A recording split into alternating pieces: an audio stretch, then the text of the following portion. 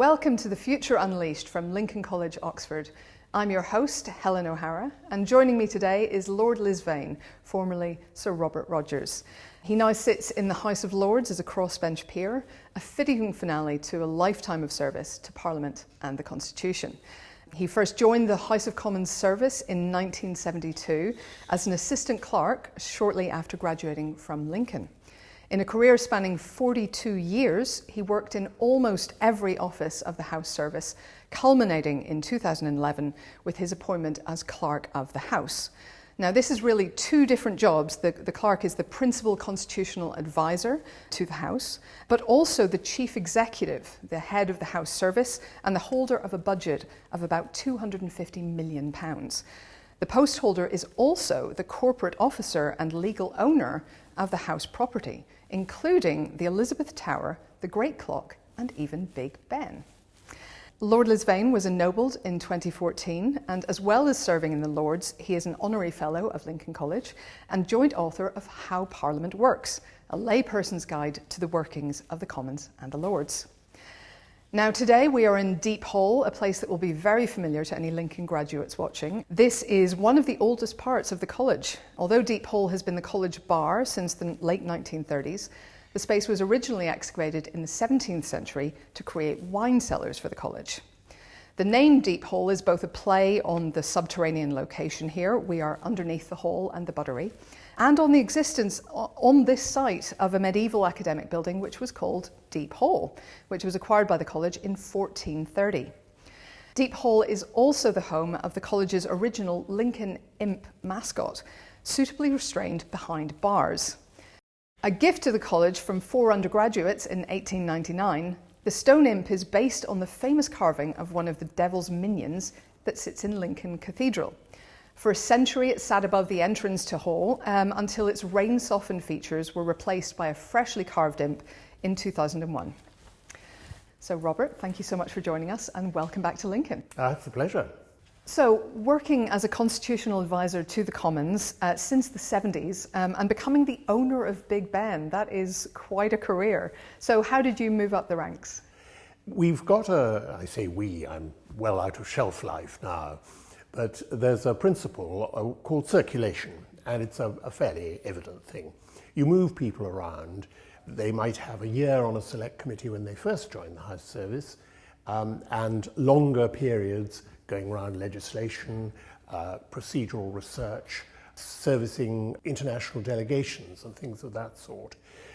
Ending up in mid-career as clerk of a departmental select committee, might be Home Affairs, Defence. I did 6 years as clerk of the Defence Committee, and then into more managerial, I think I can say. The House wasn't a particularly good area of management. But I think I made a bit of a difference to that when I was clerk.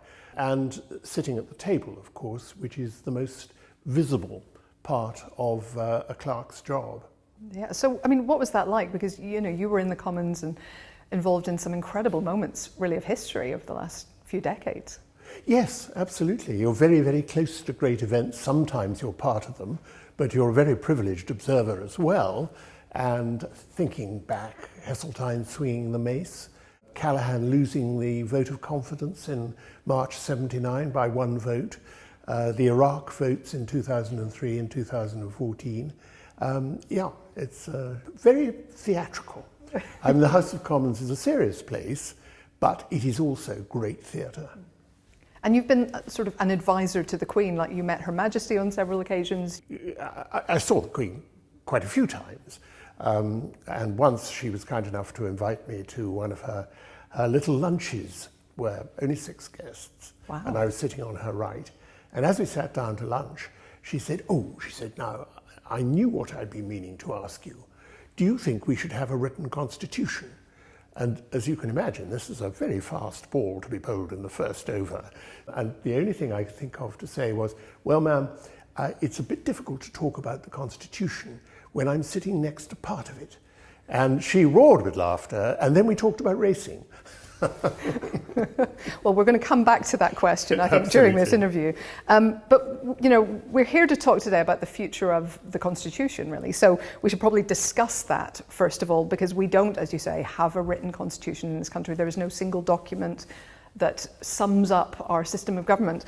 So what is the Constitution for the purposes of the UK? I always call it constitutional arrangements rather than a constitution, because it's a little bit like tourists coming to Oxford. They say, where's the university? And as well as I, you simply can't answer that question. So where is the Constitution? Well, it's a melange of statutes, standing orders, speakers' rulings, precedents, but also, I think, an expectation, and it's a very British thing in some ways, an expectation of fair play. And I think that's where expensive noises started to come from the engine during the prime ministership of, take a random example, Boris Johnson. But over the last 10 years, I think people don't notice the Constitution when everything's going well, but they certainly notice it when things aren't going so well.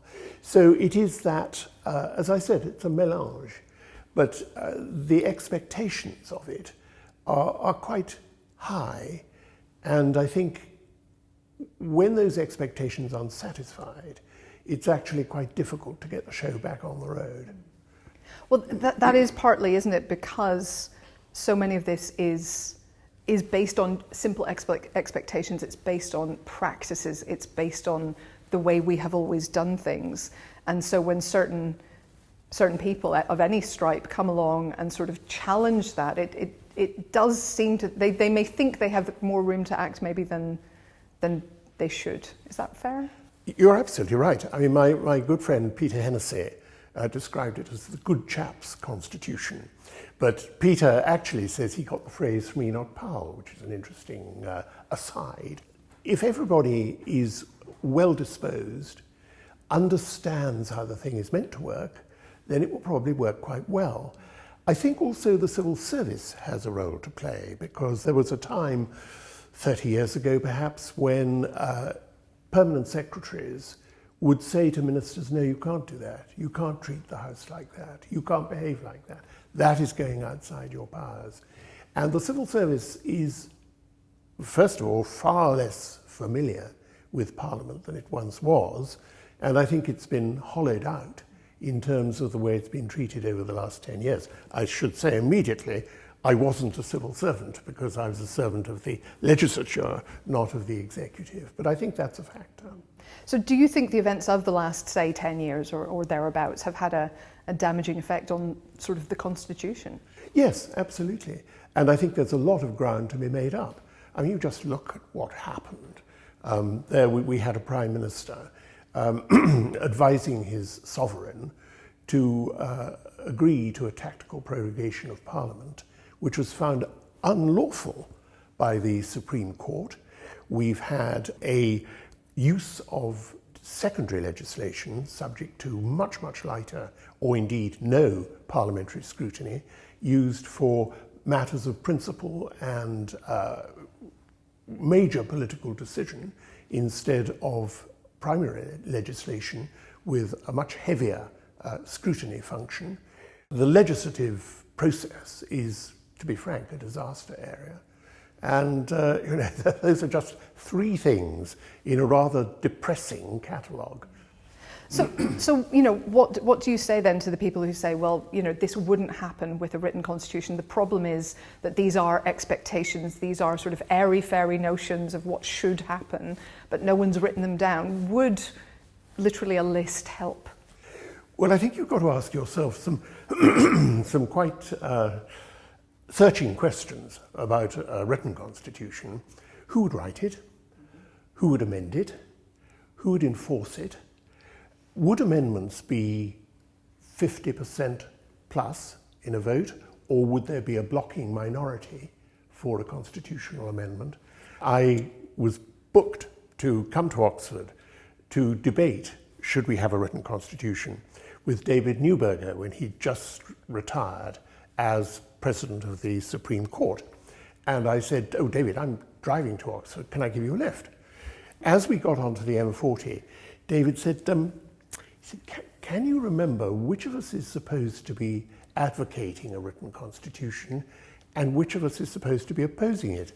And I said, oh God, I can't remember. So we actually had to sort of manufacture disagreement, which was quite a test of our thespian abilities. Which one did you end up going for? I think I ended up attacking, so I was in a good place. David had to do more acting than I did, because we both agreed that a written constitution was a very bad idea. And it seems like a panacea, but it is not. One of the things that is interesting about the wreckage the constitutional wreckage I've been describing, is that you don't actually need a lot of legislation. It just needs driving the machine in the right way and with the understanding of its limitations and its possibilities as well.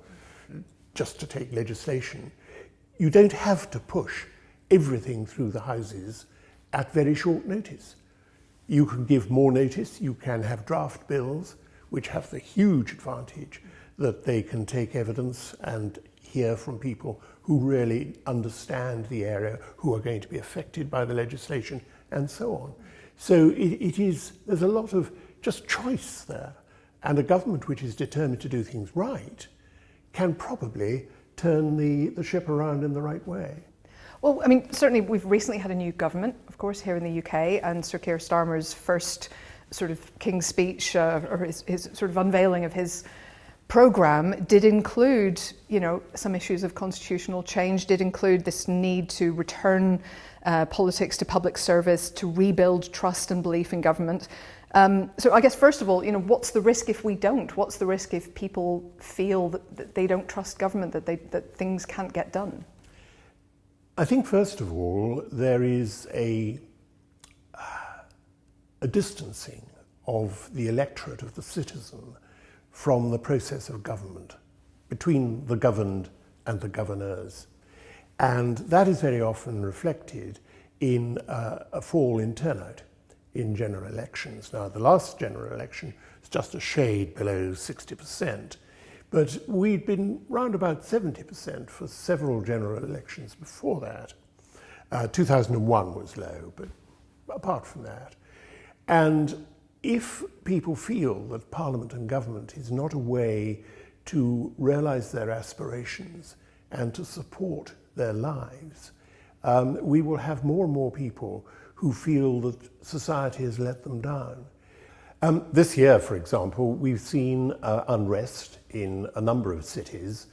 The cause of that, I think, has been the thuggery and motivated by political views which I would say have no place in our society. But whatever the cause, when people start to feel that they are disenfranchised and that society is letting them down, then I think we are potentially in quite a dangerous situation. I think also that you're risking a situation where Parliament is sidelined and ministers can do what they want. It is the elective dictatorship that Hailsham talked about in 1976. So, but these are serious dangers.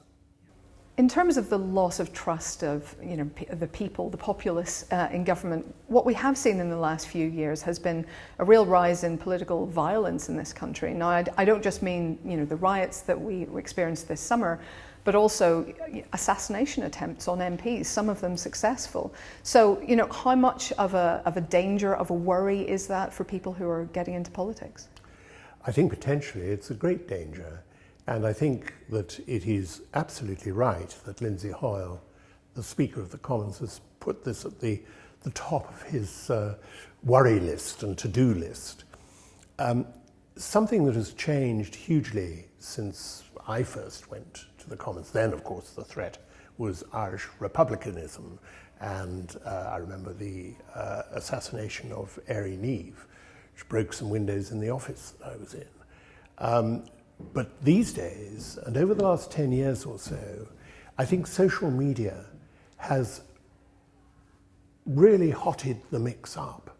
And I have a great deal of sympathy with members of Parliament who are not only trying to demonstrate to their constituents that they are doing what they should be doing in terms of supporting them, in terms of casework, in terms of advice and all the rest, but they're having to deal with sometimes really savage trolling on social media.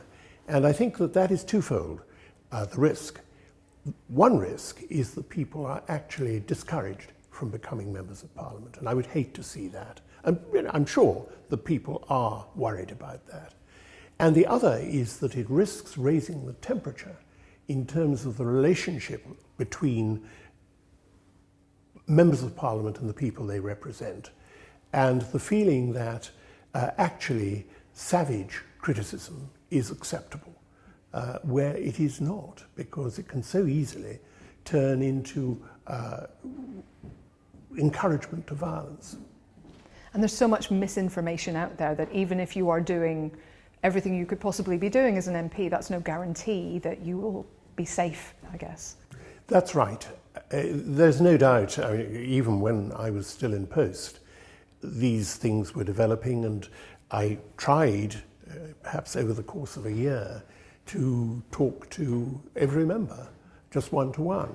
You know, casually, my private office used to put walking about time into my diary every day, and it was something that certainly 10 years ago was worrying members of Parliament hugely, and I think it can only be worse now.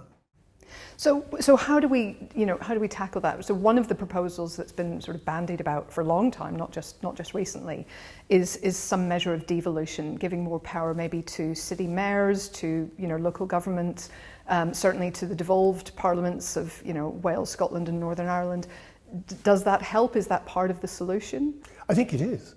I was a founder member of the Constitution Reform Group convened by the Marquess of Salisbury, and that was absolutely at the centre of the issues that we sought to address. We produced an Act of Union bill, which I introduced into the House of Lords. We've had 2 versions of it so far. We're never going to make any progress, but of course that is always the way with private peers' bills.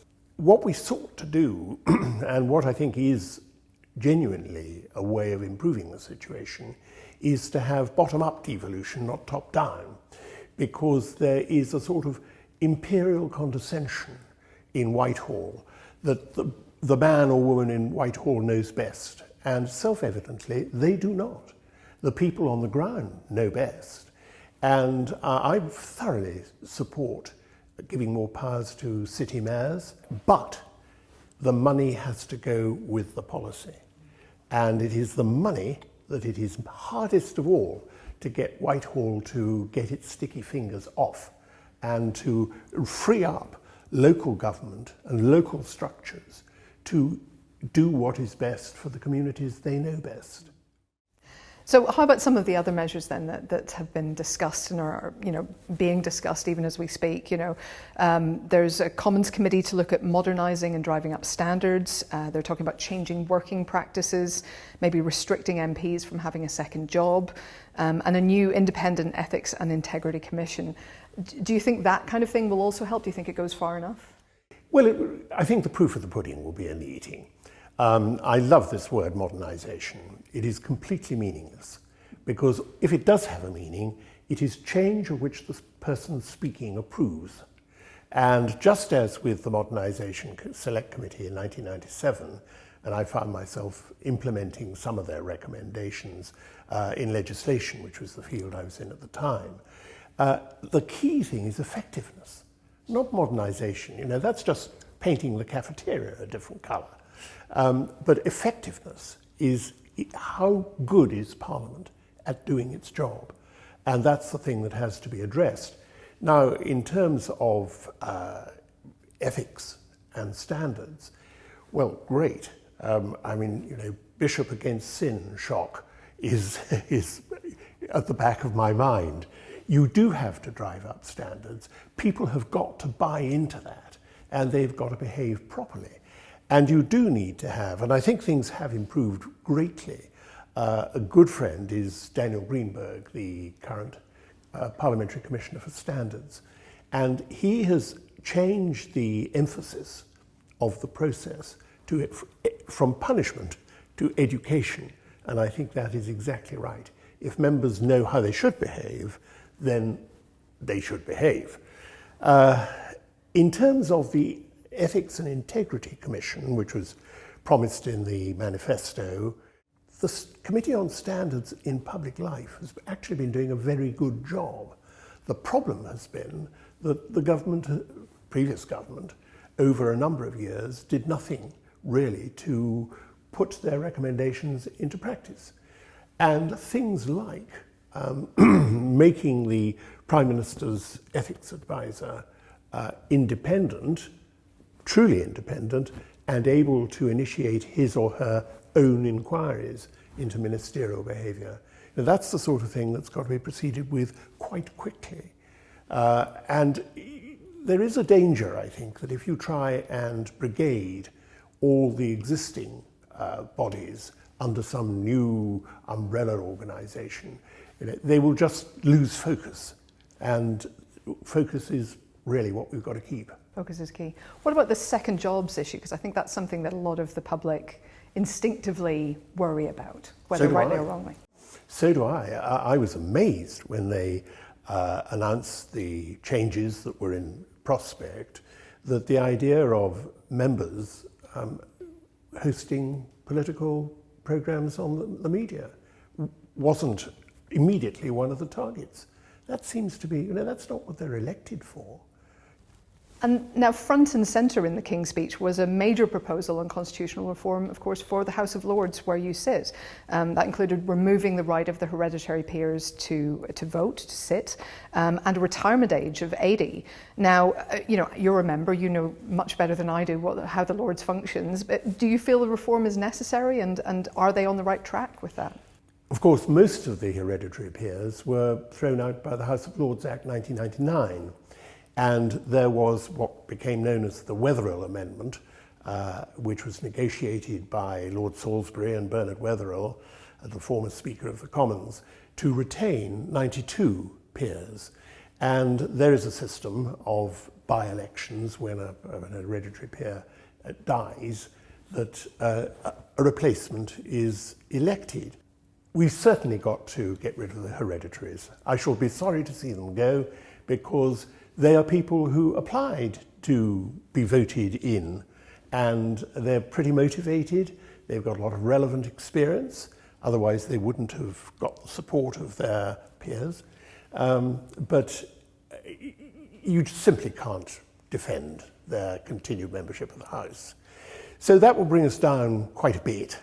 But of course, the vast majority of the House is appointed. And that includes the two archbishops and the 26 bishops who are appointed to bishoprics and then by that route come into the House. I was a member of the Ginger Group campaign for an effective second chamber, which fed into the Burns Committee, which came down on the side of 2 out, 1 in, which over a period of 1 or 2 parliaments would get us down to the size of the House of Commons, which is what we wanted to see. And Theresa May pretty much played the game because she didn't nominate many peers during her premiership.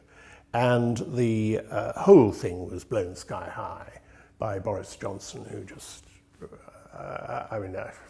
well, history will judge him. I won't on this.